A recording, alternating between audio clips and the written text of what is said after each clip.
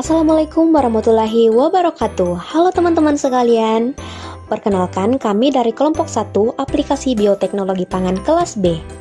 Adapun anggota kelompok kami yaitu Agus Safriadi, Nuri Hadriani, Nur Fitriani, Andi Ainun Nikmah, dan Triela Rombe. Pada kesempatan kali ini, adapun materi yang akan kami bawakan yaitu tentang isolasi mikroba. Mikroba pada suatu lingkungan merupakan populasi campuran dari berbagai jenis mikroba.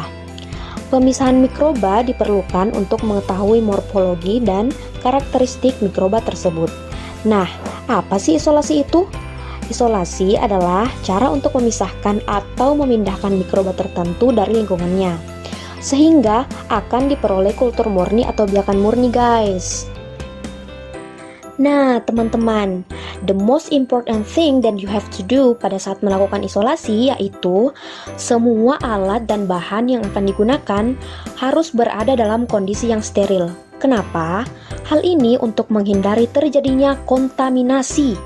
Penggunaan teknik aseptis dapat mencegah terjadinya kontaminasi dengan biakan yang mungkin bersifat patogen, guys. Nah, dalam proses isolasi mikroba, teman-teman harus dan kudu memakai baju laboratorium yang bersih, masker yang bersih, memakai latex, dan memakai penutup kepala. Selain itu, teman-teman juga harus bekerja dalam laminar airflow. Kenapa? Untuk mencegah terjadinya kontaminasi dari udara sekitar. Dalam mengisolasi mikroba, hal penting yang harus diperhatikan yaitu jenis media yang akan digunakan. Nah, apa sih media itu?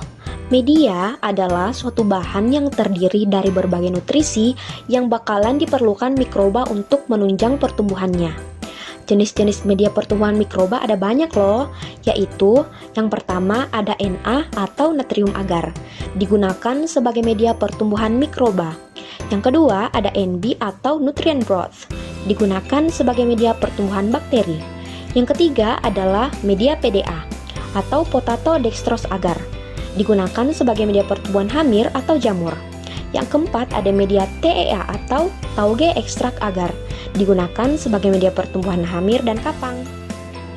Prosedur dalam isolasi mikroba ada 3, yaitu pengenceran bertingkat, inokulasi mikroba, dan proses isolasi mikroba.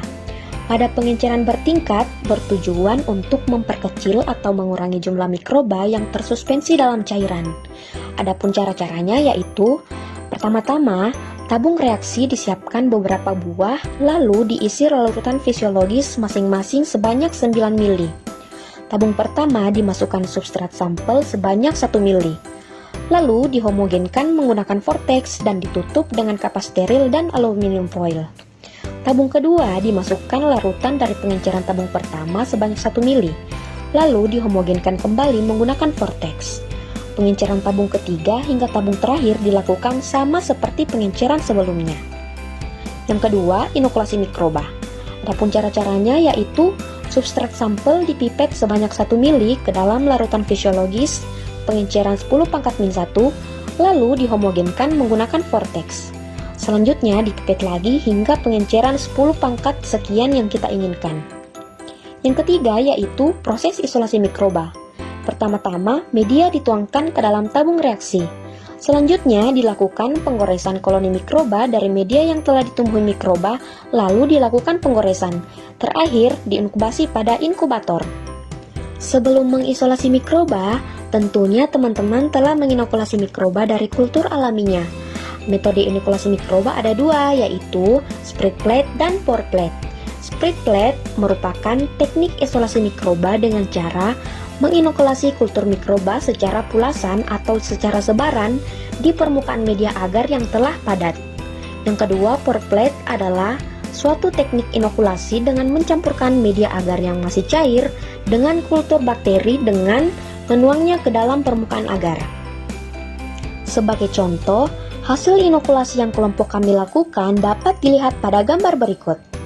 Nah, ini adalah hasil inokulasi dari substrat nira yang diinokulasikan menggunakan media PDA dengan metode inokulasi spread plate. Bisa dilihat kan, mikroba yang tumbuh memiliki bentuk tepi yang bulat, berwarna putih kekuningan, menonjol, dan permukaan yang mengkilat.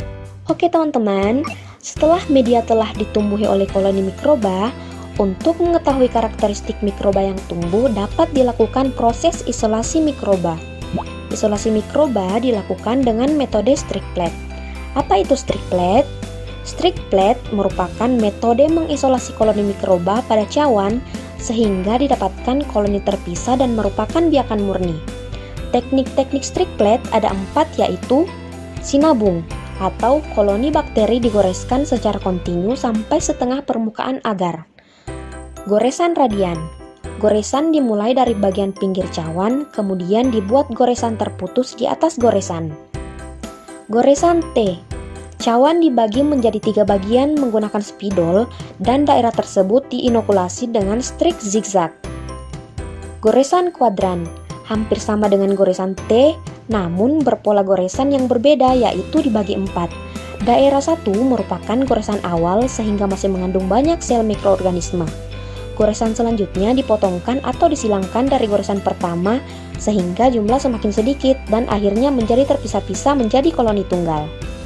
Nah, selain itu, isolasi mikroba dapat juga digunakan teknik slant culture dan step culture. Slant culture dilakukan dengan mengoreskan secara zigzag pada agar miring dalam tabung reaksi menggunakan jarum ose bundar. Sedangkan metode step culture dilakukan dengan cara mikroba ditutupkan pada agar tegak dalam tabung reaksi menggunakan jarum ose tusuk. Hal ini dilakukan untuk mengetahui ada atau tidaknya pergerakan pada suatu mikroba atau biasa disebut dengan motilitas mikroba. Sebagai contoh hasil isolasi yang kelompok kami dapatkan dapat dilihat pada gambar berikut, guys. Ini adalah hasil isolasi mikroba secara zigzag pada media agar miring.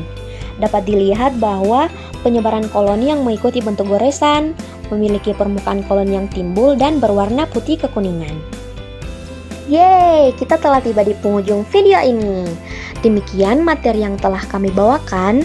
Mohon maaf apabila terdapat kesalahan. Semoga materi ini bermanfaat bagi kami, bagi kalian, dan bagi siapapun yang menonton video ini. Jangan lupa untuk menyertakan like dan menyertakan pertanyaan-pertanyaan kalian di kolom komentar. Terima kasih. Wassalamualaikum warahmatullahi wabarakatuh.